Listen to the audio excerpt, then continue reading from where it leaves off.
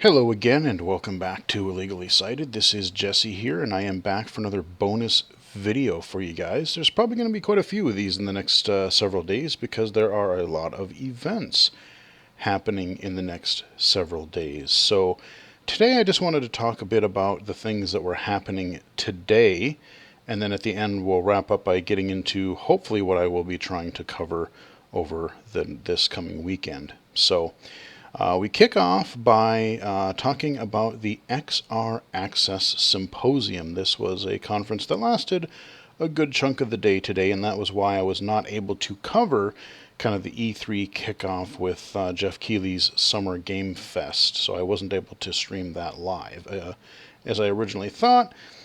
But hey, you know what? I attended the XR Access Symposium Day 1 today, and there is a Day 2 tomorrow, which I will also be attending, and I will let you know kind of my thoughts on that in a future video.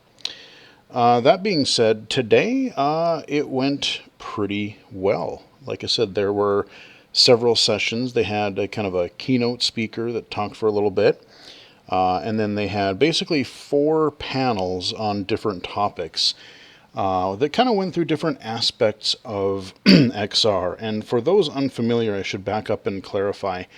XR is kind of the term that a lot of people are using these days to combine both augmented and virtual reality, VR and AR. So instead of having to say all that twice, you just combine it and say XR. That kind of includes both types of alternate realities. So yeah, as people who follow the channel for a while well know, I have been following and cover VR for quite a while. So if you came to this channel from the XR Access Slack earlier today, thanks for checking out the videos. Thanks for stopping by. I do have 4 playlists dedicated to XR and XR accessibility. So I have one for VR accessibility that covers a wide variety of different aspects of VR accessibility. I have one for VR games, VR experiences, and educational VR, because I separated those because, well, actually I think a lot of the ones that are in the educational are also in the experiences, but I kind of wanted to separate those out because, you know, games, yes, they're its own thing, and that's when people think of virtual reality right now, they often just think, oh, okay, you're playing your Quest or your Rift or whatever, and you're playing games.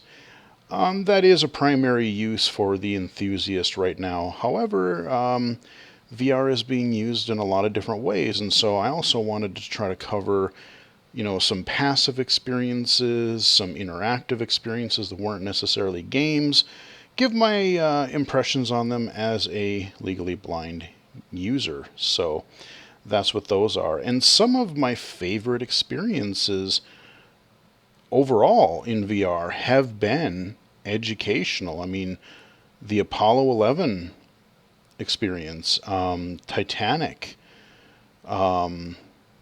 Google Earth, the Mission ISS, some of these other kind of touristy ones, or where you can view different like monuments or different sites around the world. There's been quite a few different educational experiences, and I'm very intrigued about the interactive nature and immersive nature of educational VR. So that's why I definitely don't want to just discount VR as games.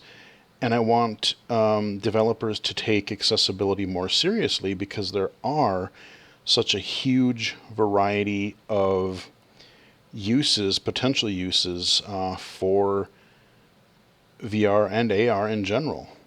And, you know, you look at the last year and a half. I mean, we've been in this pandemic. We've largely been stuck at home and doing everything virtually: school, work, meetings, social events, conferences, symposiums, a lot, everything. And to have that extra layer of immersion and, kind of sense of presence in like a social experience, whether it's recreational or productivity based or what have you, there's great potential for, like, oh man, I could be in some sort of like virtual desktop environment where I've got these big floating monitors around me and I can move them and arrange them where I want them and see them. I can have my screen reader running, but then I can also, if we're interacting with some physical space or something, and just being able to see, avatars of other people in the conversation. We don't want to be left behind. People with disabilities don't want to be left behind either. And so the day one of XR Access Symposium was pretty interesting, actually. When we first started, I got to admit I was a little bit, I don't want to say underwhelmed, but I was kind of, maybe a little bit. And it wasn't because anything was bad. I think all of it was really, good information.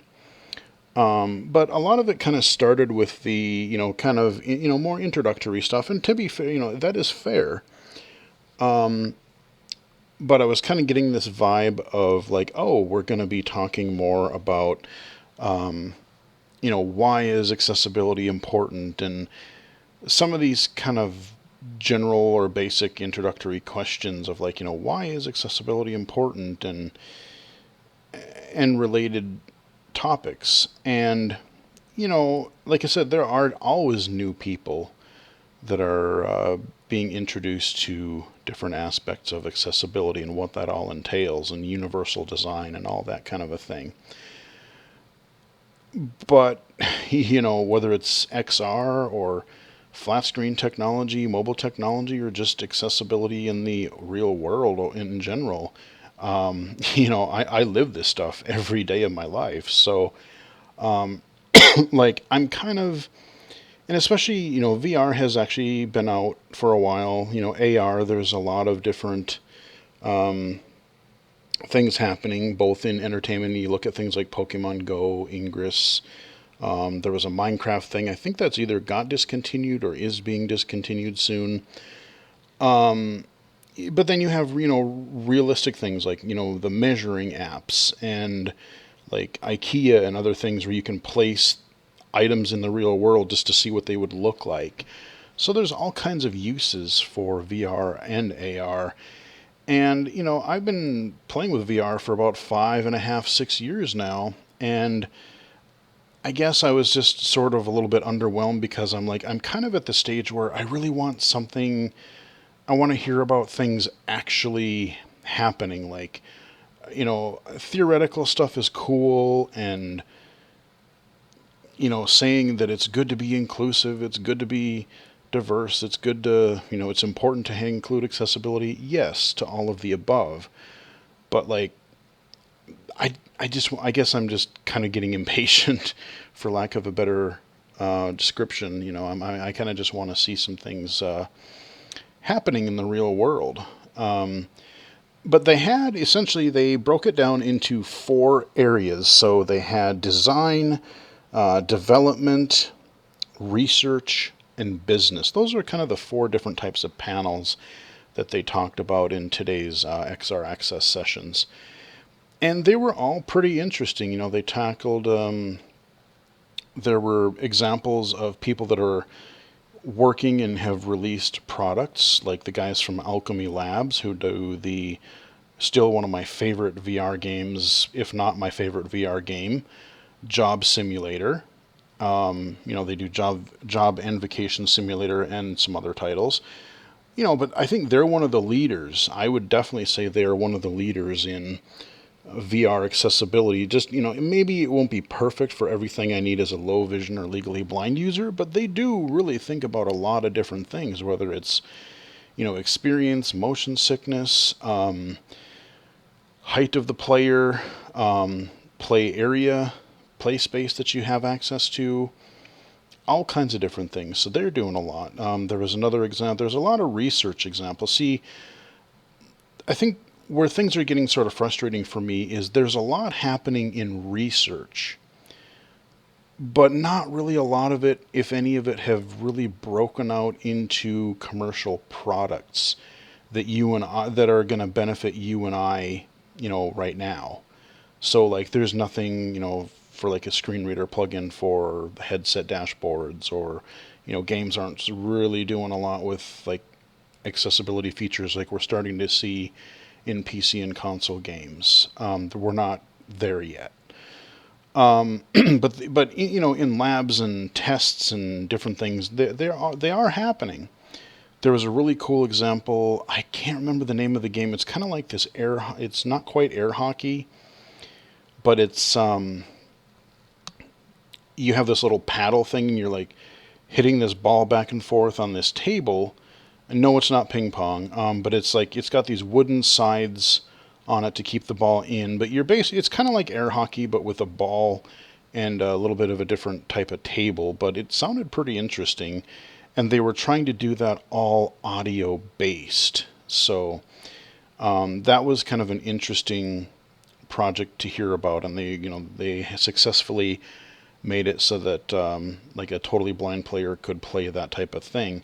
Again, that's only in its research phase. There's nothing like commercial about it right now, but they're trying to, they're trying to look at like, what does it take to make this sort of more even with something simple like table tennis or something similar like that. Like, what does it take to make not just a flat screen, but what does it take to make this virtual environment usable, playable? There was a really cool augmented reality project that somebody was working on. That one was really pretty cool.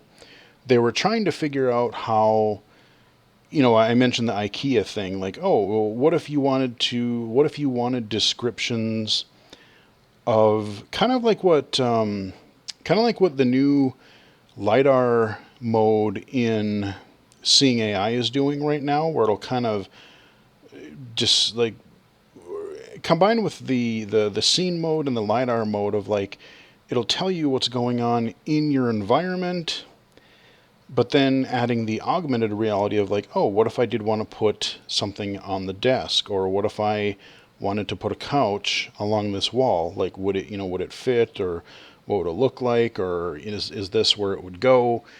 Basically, just trying to like, it was really kind of fascinating learning, like they were trying to think of, depending on what context an augmented reality app is used for, people might want entirely different information. So it's not just like a one size fits all. Okay, we're going to describe the scene in this way. There was a lot of different subtleties and a lot of different variations based on what the person was trying to do. And so, thinking about how do you combine digital and real world information into something intelligible for somebody who is blind. So, like, there is research being done, and there are projects being developed. It's just nothing that is, nothing that we can get our hands on as end users just yet. And there were a lot of great people. Like I said, I've been involved with XR Access now for a little over a year now, probably a year and a half, close to. Probably about a year now. Probably about a year, a little bit over. But I've met a lot of great people so far, and at this symposium, this is the second one that I've been in. This was the third annual XR Access Symposium. I've been to two virtually now. And there are people from Facebook, from Oculus, from some, game development companies, some from some social, VR social apps and things like that. There's a wide variety of people. So, people were asking after each session, they had a Q&A where people could post into the Slack channel for that session. And, people asked a lot of good questions, and there was a lot of good conversation kind of going back and forth. And I made a couple more connections both on Slack there and on LinkedIn a little bit. So that's going to be really kind of cool. Hopefully, we'll see something come from that. But yeah, I mean, like I said, I was a little, I was kind of, when it started, I was a little bit, whatever. But, as it got shortly into it, I was like, okay, we're kind of getting excited here because there's a lot of really interesting topics and conversation happening. And, a couple of themes that they really did stress throughout the day was really that, you can't just design, whether it's XR or anything else, you can't just design, or you shouldn't design something for a group of people. You want to design it with that group of people. You don't want to just, let's say, blind. You don't want to just try to think and guess what blind people need to make whatever technology or whatever experience usable. You have to work with them, and you have to work with them throughout the entire process. That's where we get this design, development, research, business side of things, because they all sort of tie together. You want. I really like the last session because they were really going into it about like, it's because they were talking about not just disability but like other minorities. People who are a different race or ethnicity or gender or anything like that. And, the one guy is like, yeah, it's okay. It's really nice to see all these companies putting up their little Black Lives Matter or all these other banners on their web pages and saying, oh yeah, we're with you and we support you. But that's so easy to do. Like anybody can do that. Anybody can just spout something on social media or put up, color their background black for whatever reason. Yeah, that doesn't mean anything. Like, yeah, that's just super easy to do and whatever. But where somebody will really take notice and actually start paying attention is these same companies if they were to start hiring said people. Like you want people with disabilities, you want women in XR, you want Black or African American people in these roles, design, development, management, whatever it happens to be. So when they start doing that and including in those, then you get this more diverse ideas, more diverse backgrounds and like opinions and ideas on how to do something. That's really cool. And that's when you really take notice. And, I totally respect that because, how many times have I talked about an accessibility conference, be it virtual or in person or whatever? And my main complaint is always, oh yeah, it's so easy to talk in theory, like, oh, this is a good idea and we should add accessibility and it's important to be inclusive and we shouldn't exclude people and blah, blah, blah, blah, blah, blah, whatever.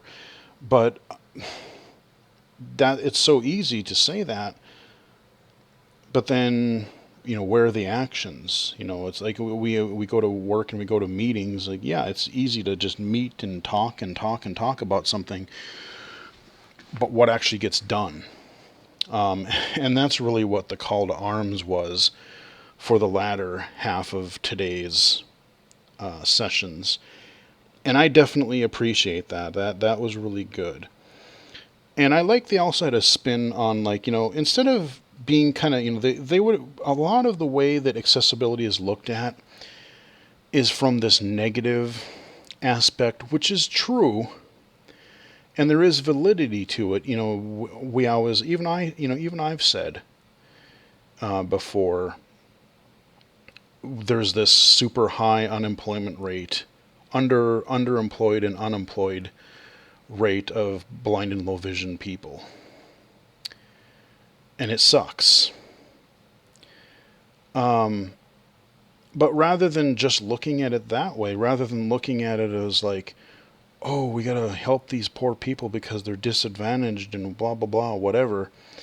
Or looking at it from a, like a not a standards, but compliance standpoint of like, oh, well, we got to meet these federal guidelines, or we have to meet these industry standards, and we got to check this list, and God forbid we do it wrong, and these disabled people are going to get mad and sue us. I don't want. That's not what I want to be known for. I mean, yes, lawsuits are sometimes necessary, I think, but not near as much as I think they are used. I would much rather be thought of as somebody who, yes, I have a disability, but that's a small part of me. I live with it every day, but hey, I'm successful. I can and should work. I can live on my own.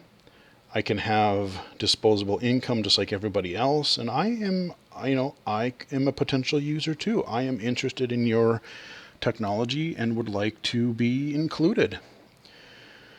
So, just really looking at it more from like, hey, these, companies keep wanting to talk about the bottom line, and, it's all about the money. Well, if you add these inclusive features and, apply universal design, that kind of stuff, you're going to get more users than even that you would if you just designed it the way you normally do. Look at last year. Look at how many people bought a PlayStation 4 for The Last of Us 2.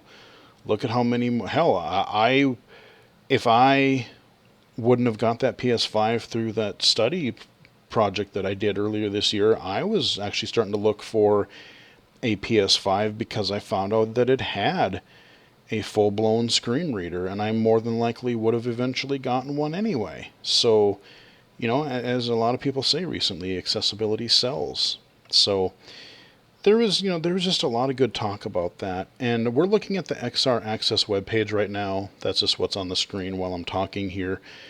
If you are interested in augmented or virtual reality accessibility, you can go to xraccess.org and check out what they have to offer. They've basically just kind of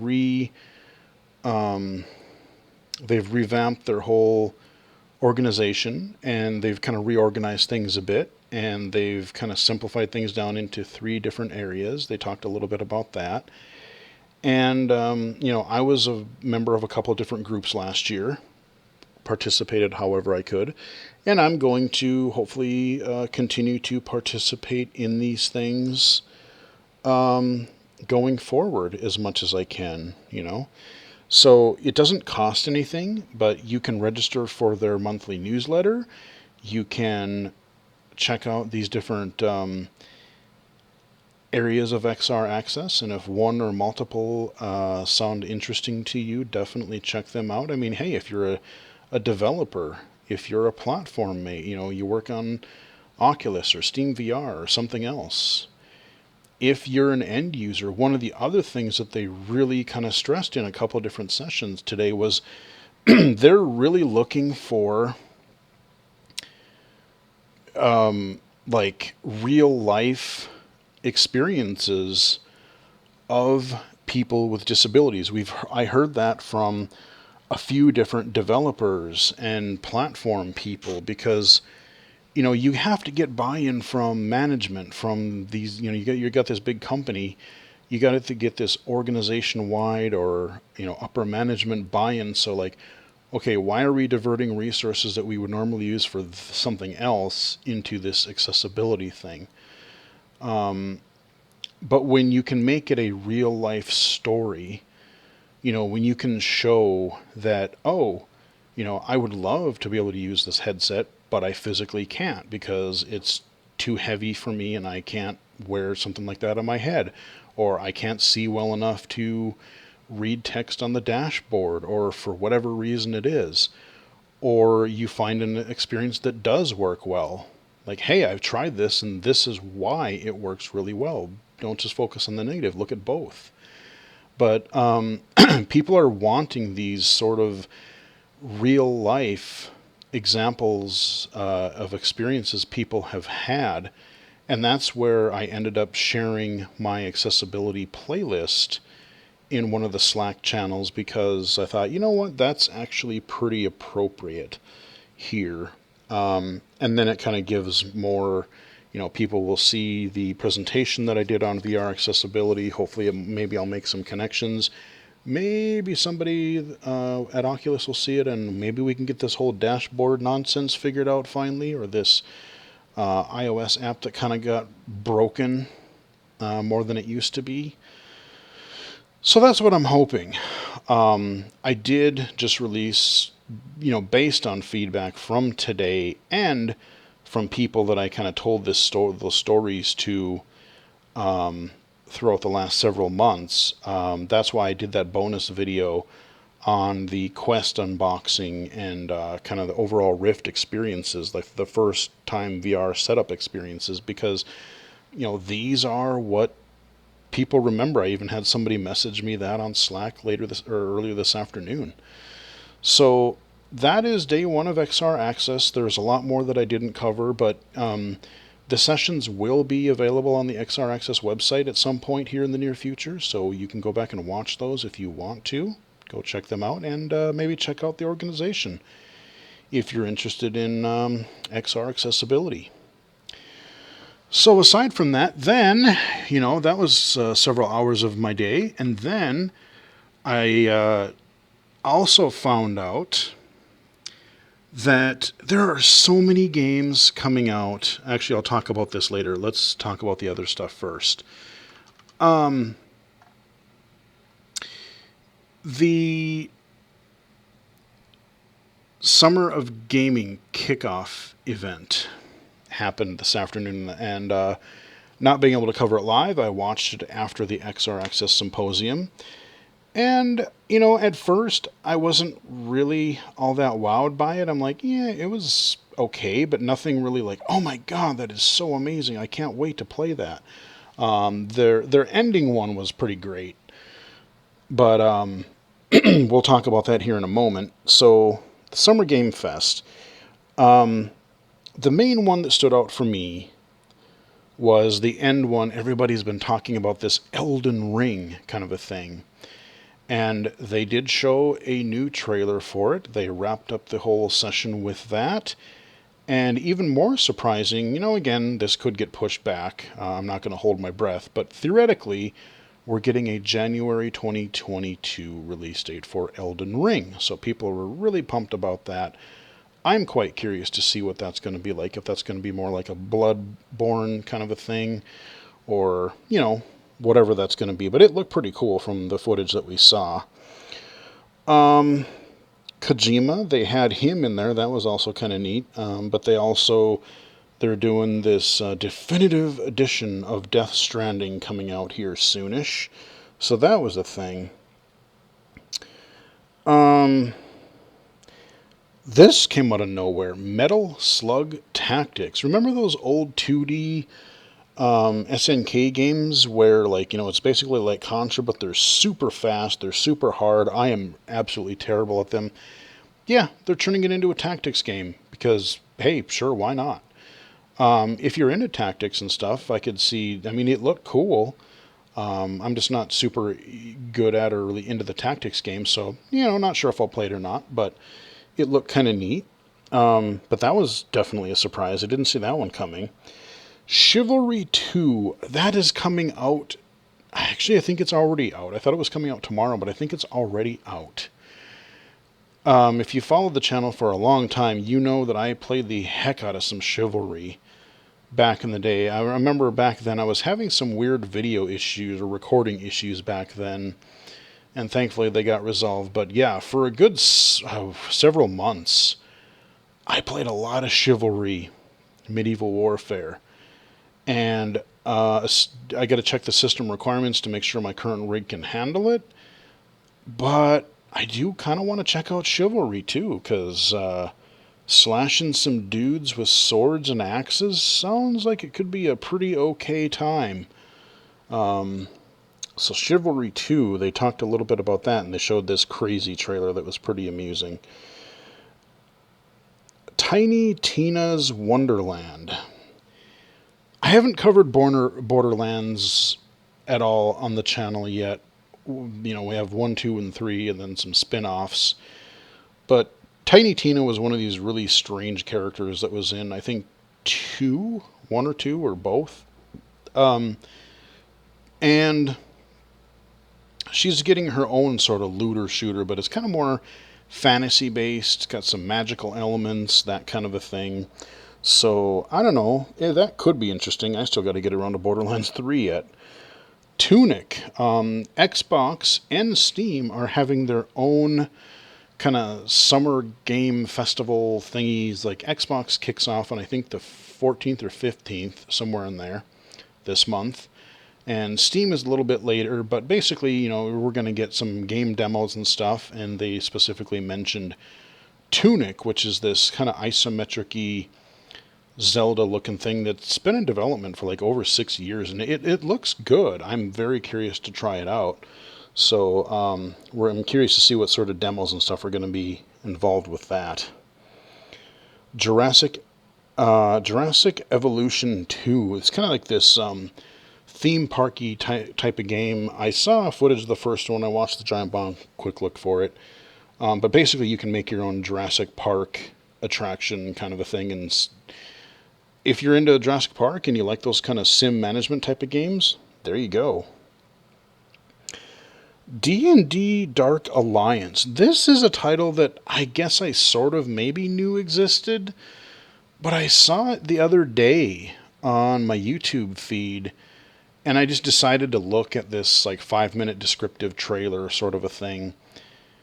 And I'm kind of interested. It's kind of this third-person hack and slashy single player, but more so multiplayer cooperative, like hack and slasher that looks pretty cool. You got these different character classes, and everything, of course, is based on some of these D&D stories. Again, I haven't gotten a chance to play real life D&D hardly at all, so I don't really have the knowledge of some of the lore and some of the stories and stuff that come in some of these collections. But I'm pretty interested, and I guess it's going to be on Game Pass. So hey, worth looking that up.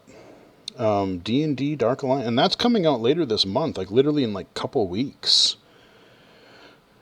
2 Point Campus. Not too long ago, they released 2 Point Hospital, which is kind of this weird, zany take on Hospital. It was kind of like a parody Hospital type of game. And other than some interface issues, I have not played it, but that's sort of what's holding me back, because some of those Simi games, especially, depending on what their interface is like and if it works with magnifier, or I don't know that there's any accessibility features in there per se. But they're doing the same thing with like a college campus, and the games look interesting. They look fun. They look amusing. So, maybe when Hospital goes on sale, I'll check it out and see what it's like, because Campus is coming out early next year. So a lot of people are pretty happy about those. I've heard a lot of good things about the 2 Point games. Salt and Sacrifice. People who like Dark Souls but more of a 2D style. Salt and Sanctuary came out a few years back, and I think it's on my Steam backlog, which I would like to try to get around to at some point. But they are making a sequel to that, which looks pretty good, and I think that's out later this year. I forget what the release date is for that, but that is coming, and it looks pretty good. Tales of Arise.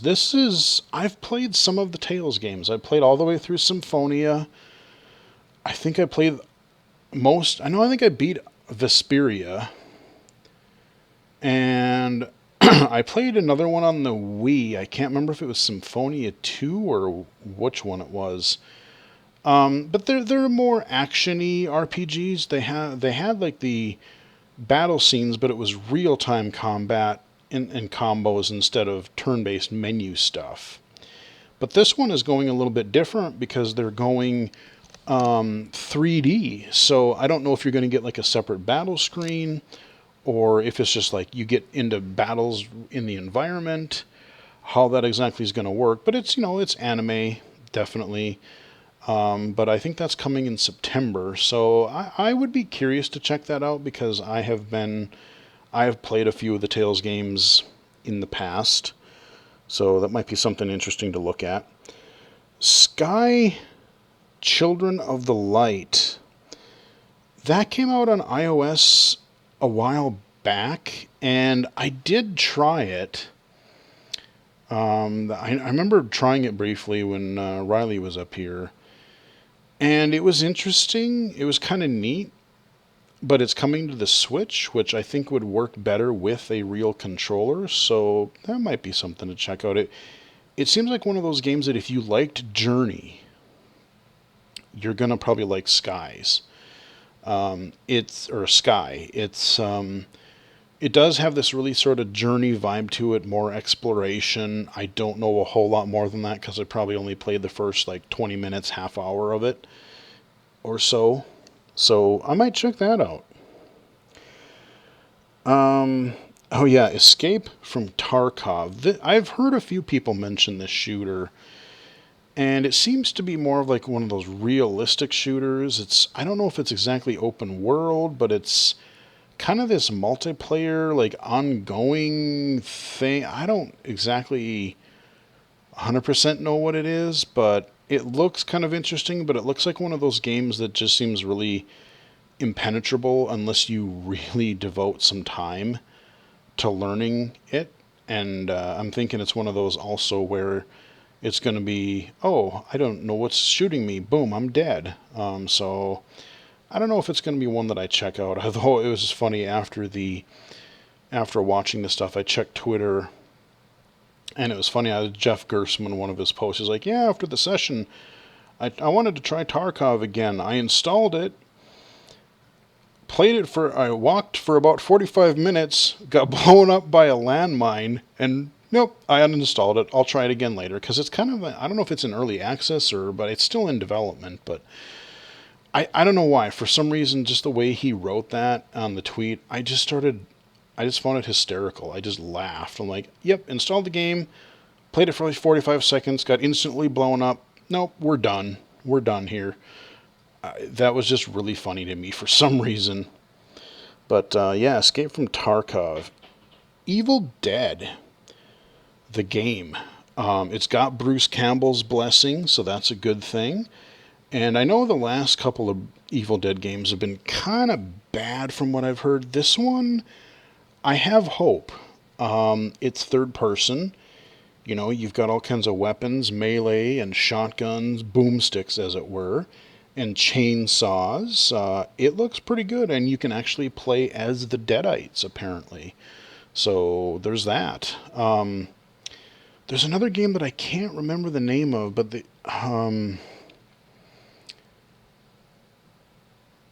I don't remember the name of it, but it was kind of this. I think it's coming later this year, maybe.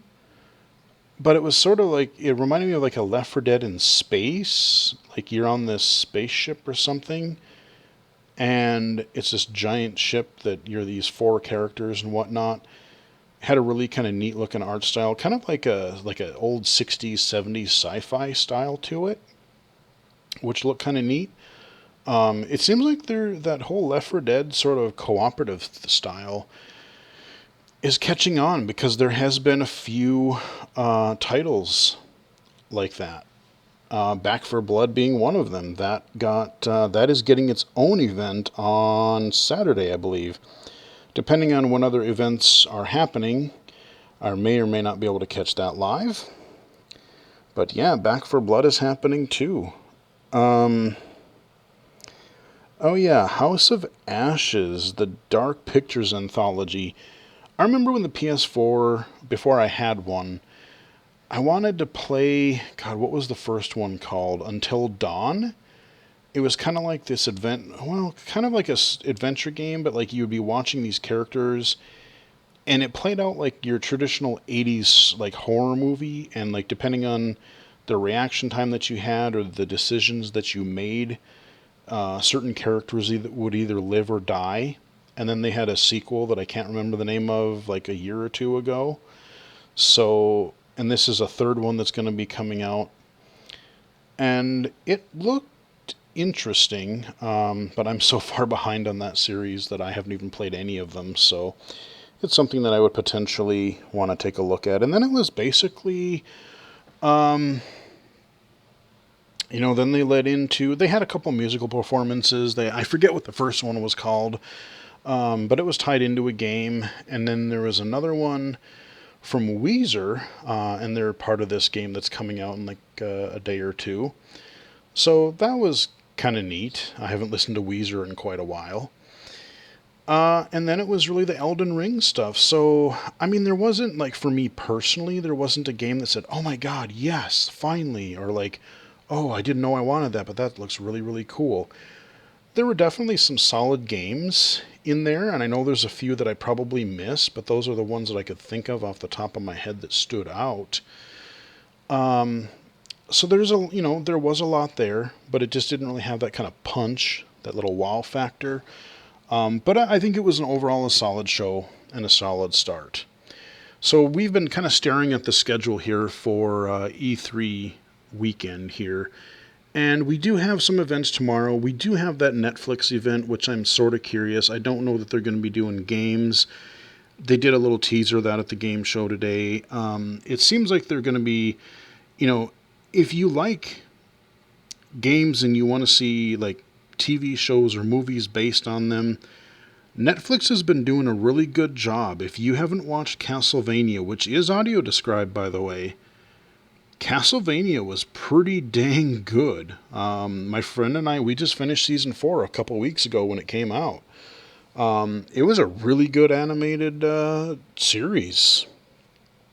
I enjoyed that, and it was definitely it was definitely mature, man. It was they didn't shy away. Definitely some stuff happened in that series. But they've got a lot of stuff coming out. I started watching The Witcher one. I never finished it, but it was okay from what I watched of it, and I know a lot of people do like it. So they have that. There's a couple other ones. I know they're working on a Resident Evil one. There's a Sonic one, I think, coming out sometime.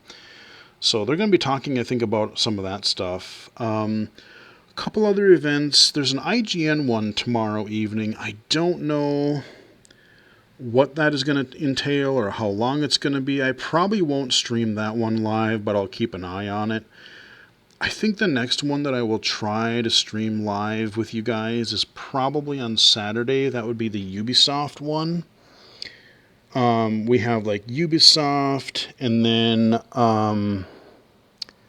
let's see, what else do we have?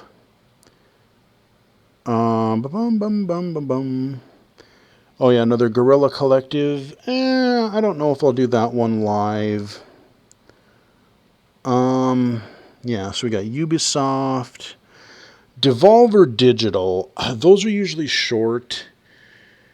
I've never streamed one of those live. I don't know if I will, but like I'll definitely talk about it because I've said before, if you haven't watched a previous Devolver Digital, you almost have to watch them in order because aside from their announcements, they have these really strange, just all sorts of messed up, like storylines. Like a couple years ago, they ended one on like a RoboCop parody. I can't even begin to tell you the messed up stuff that goes on in those things. And they got this lady that hosts it, and it is just batshit crazy. That's all I can say about Devolver Digital. But then Sunday is where we're going to be busy. We have Xbox, Square Enix, we have the PC gaming show. Xbox, we're definitely going to cover. Square, probably. PC gaming show, probably. And like there's all these other events too, depending on like how they line up and everything. I may cover some of those separately later, but the major ones we're definitely going to try to cover. So, and then we have some stuff on Monday and Tuesday. So E3, a lot of stuff. I'm going to do what I can to cover. Again, I have to kind of watch and see what stuff is allowed because I guess there's some rules for co-streaming some of the stuff. So I got to try to pay attention to that a little bit more because I don't know if I get in trouble for streaming some of these things or whatever, I got to do a little more research or checking on that. But I know a lot of people are already, you see on my YouTube feed, there's all these co-stream things of like, oh, we're streaming this thing live, get notified when we do. So I don't know, tons of people are doing it, so who knows. But on top of all of that, we're looking at the GOG page for a game I've mentioned in some form on the channel before. A classic DOS game called Witch Haven 2. There was Witch Haven 1 and 2. These were first-person melee combat games. I didn't care for the first one as much. It seemed a little more jank. A friend of mine had that and I played it. But I played the heck out of Witch Haven 2. It had its issues, but it was trying to do a lot. And I just found out that they are on GOG right now. They're coming to Steam soon, sometime in June here too. I'm going to have to try to check these out. But on top of it being E3 weekend, okay, we have, these are just some of the things. There's probably more that I can't even think of right now. We have Witch Haven 1 and 2 that just got released. I didn't even know that until 45 minutes ago. No More Heroes 1 and 2 are already out on the PC. I played a little bit of No More Heroes 1 last night. It's out. You can play that. I've talked about those games. I definitely want to cover those, so I already own those. Ninja Gaiden Sigma Trilogy is out on PC. Now, I'm going to be a little cautious on this because I love the Ninja Gaiden games. I showed you guys the Xbox version of Ninja Gaiden Black. But I've heard some not so good things about the PC port of these Sigma games. I've heard it's a really basic, sloppy port, so we'll see as to whether I'm going to get those or not. But I love me some Ninja Gaiden, even though they're brutally hard. That comes out. Ratchet and Clank is out tomorrow. I've talked about that. It's got a lot of accessibility features in it. I'll be checking that out on the PS5. Game Builder's Garage or Game Maker's Garage? This whole kind of make your own game thingy from Nintendo is apparently out tomorrow too, which I totally forgot about. That I'm just, if Mario Maker is any indication, I'm very intrigued on what this could be. All of these things are out on E3 weekend. That's just crazy. And, so yeah, I mean, this week, I've got tons of games I could play, even more that I kind of want to buy. I've got a backlog that's just ginormous, and then we have all this Summer of Games and E3 stuff to boot. So, yeah, plenty of stuff happening right now. So, that's kind of a summary of today. Probably going to release this tomorrow for you guys right away in the morning, get it uploaded tonight and everything. So it'll come out on Friday. Probably won't be doing a video. I mean, I might do a video on catching up with XR Access Day 2 and whatever footage and trailers or events that I miss from tomorrow. But Saturday is where we're going to kick off with things like Ubisoft and stuff like that. So Saturday and Sunday are going to be the big ones. Monday might have some other stuff going on, so we'll see if I stream anything. But Saturday, Sunday, and Tuesday for sure, because we got to check out Nintendo Direct. I really want to know what they're doing. So, just stay tuned to the channel. Follow me on Twitter at BGFH79. Twitch.tv/illegally-cited.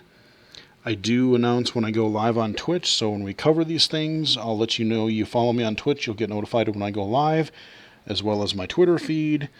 You can follow me for all my projects on illegally-cited.com and right here on YouTube. So until next time, I will chat with everybody again later. Oh, before I go, I just want to say a huge shout out to Winston and everybody at VoiceStream, because apparently they just won some of the Apple Editor's Choice Awards. I just saw that after everything today, so very well deserved. If you are blind or visually impaired and you don't have that app, what are you doing, man? Pick it up. Voice Dream Reader is just, it's essential. It's so good. I've done videos on it. Go check it out. Congratulations, Winston and everybody. Well earned, well deserved. So with that out of the way, I will chat with everybody again later.